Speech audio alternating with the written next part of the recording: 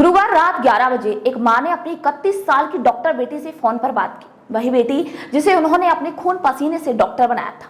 मां ने पूछा, खाना खा लिया? जवाब आया, अभी नहीं। ऑनलाइन ऑर्डर किया है? ये उनकी आखिरी बातचीत थी और इसी के बाद सन्नाटा छा गया। अगले दिन वो हृदय विदारक खबर सामने आई कि मेरी बेटी अब नहीं रही। नमस्कार, मैं निशा शर्मा और आप सभी का स्वागत करती हूँ गोल्डन हिल पर। ये दर्द उस माँ का है जिसकी बेटी कोलकाता के आरजी कर मेडिकल कॉलेज में एक ट्रेनी डॉक्टर थी।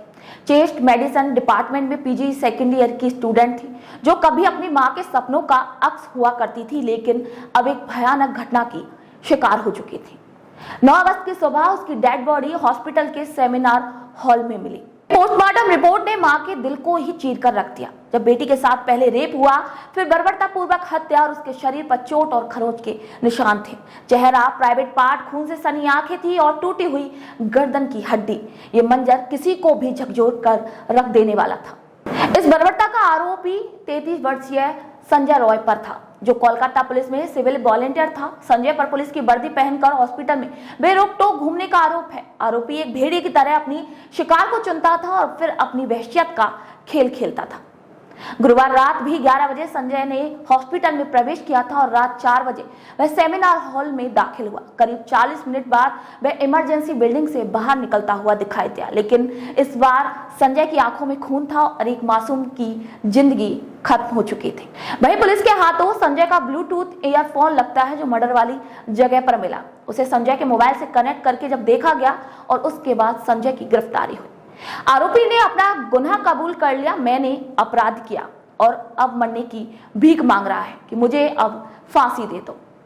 संजय की वहशियत का यह पहला किस्सा नहीं था कि वह पहले भी इन हिंसक घटनाओं में शामिल हो चुका था। उसकी 4 पत्नियों में से 3 उसे छोड़कर जा चुकी थी और चौथी पत्नी की मौत कैंसर से हो गई थी। संजय की मां, बहन और गांव वालों के मुताबिक वह एक बेरहम इंसान था। उसके क्रिमिनल रिकॉर्ड में महिलाओं को शादी का झांसा देकर उनका यौन शोषण करना, पैसे ठगना और फिजिकल रिलेशन बनाकर उन्हें धोखा देना शामिल था। गांव वालों के मुताबिक वह एक ऐसा बदनाम व्यक्ति था जिसकी वजह से उसका परिवार भी उससे किनारा कर चुका था। इस भयानक घटना के बाद पश्चिम बंगाल की मुख्यमंत्री ममता बनर्जी ने संकल्प ले लिया कि इस मामले की अब पूरी जांच कराई जाएगी। यदि पुलिस अपनी जांच पूरी नहीं कर पाती है तो मामला सीबीआई को सौंपा जाएगा।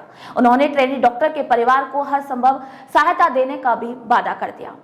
लेकिन ये घटना कोलकाता में एक तूफान की तरह आई, जहां डॉक्टरों ने हड़ताल की और मेडिकल कॉलेज के प्रिंसिपल ने इस्तीफा दे दिया। इस घटना ने हमें 2012 में हुए दिल्ली के निर्भया कांड को ताजा करवा दिया, जब एक मासूम लड़की की जिंदगी भी बड़ी रहमी के साथ किसी बेरहमी ने छीन ली थी। इस दर्दनाक घटना ने पूरे देश को झकझोर कर रख दिया था।